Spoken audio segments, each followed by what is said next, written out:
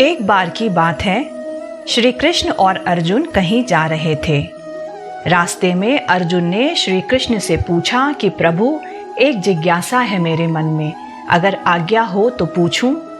श्री कृष्ण ने कहा, अर्जुन, तुम मुझसे बिना किसी हिचक कुछ भी पूछ सकते हो।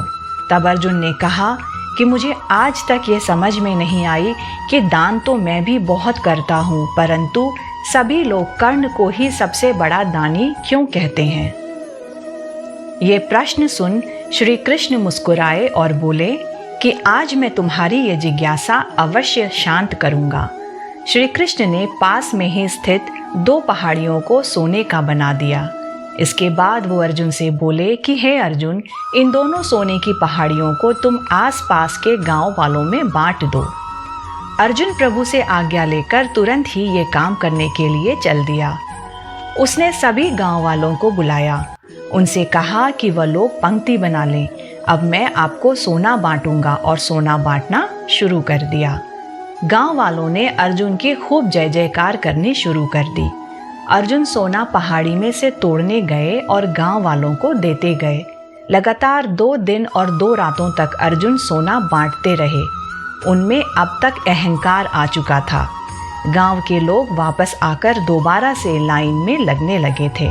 इतने समय पश्चात अर्जुन काफी थक चुके थे। जिन सोने की पहाड़ियों से अर्जुन सोना तोड़ रहे थे, उन दोनों पहाड़ियों के आकार में जरा भी कमी नहीं आई थी।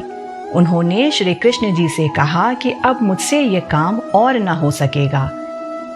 प्रभु ने कहा कि ठीक है, तुम अब विश्राम करो, और उन्होंने कर्ण को बुला लिया। उन्होंने कर्ण से कहा कि इन दोनों पहाड़ियों का सोना इन गांव वालों में बांट दो। कर्ण तुरंत सोना बांटने चल दिए। उन्होंने गांव वालों को बुलाया और उनसे कहा, ये सोना आप लोगों का है, जिसको जितना सोना चाहिए वो यहाँ से ले जाए। ऐसा कहकर कर्ण वहाँ से चले गए।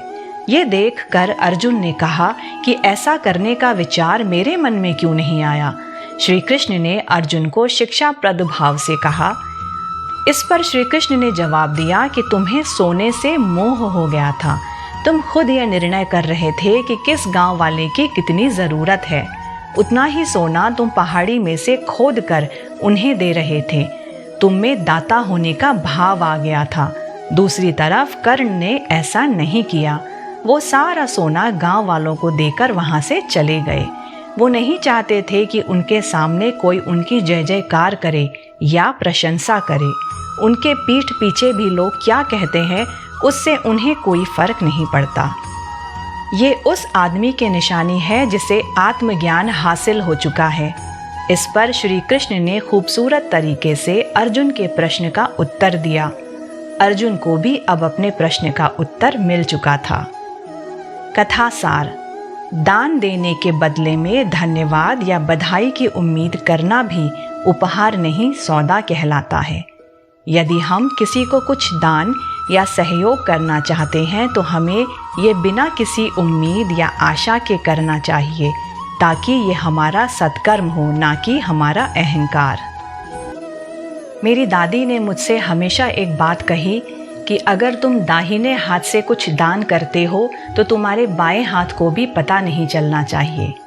दोस्तों, अगर अच्छा लगा हो आज का ये सार तो इसको लाइक ज़रूर करें और चैनल को सब्सक्राइब करें।